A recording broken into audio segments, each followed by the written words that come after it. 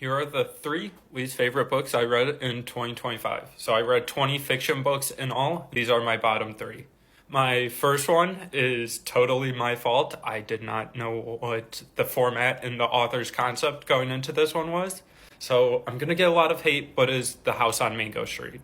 I was reading it like a traditional novel versus a series of vignettes. So that caused me a lot of stress and a lot of trying to figure out what is happening between these chapters. The character progression, all that stuff is not the typical flow that I was expecting. So it really threw me off.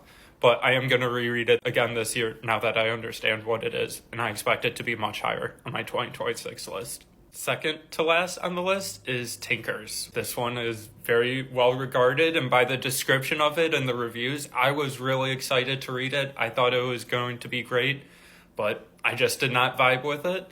As I was reading it, I felt like it was beautifully written, but it felt like the writer wrote for writing's sake. It did not feel like the reader's experience and the reader's engagement with the text was as well thought out as the writing itself. So there's a disconnect there that I personally felt.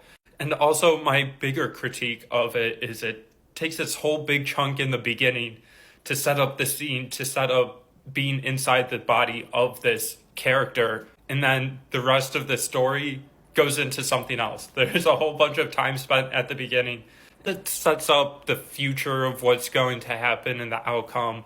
But it felt very disconnected. It felt like it could have been done way more condensed. Once again, felt like writing for writing's sake versus the reader's experience with that introduction and how it flows into the rest. And then finally, my last and least favorite book of the year is The English Patient. I did not know anything about this book. I was recommended it a ton. I've heard lots of great things. If it's the ending that makes it great, then that is why I did not like it, because I could not make it to the end. This is the only book all of last year that I did not finish. That's because every time I would pick it up, within 5 minutes, I would fall asleep. Day after day, it put me to sleep. So I didn't even make it halfway through. Therefore, it is the very bottom, my least favorite of the 20 books I read in 2025. I'm going to keep doing these lists and talk through the books that I read just to keep my journal of them and my thoughts. And I might start sharing my 2026 reading list as well, which you can actually see some of those over my shoulder.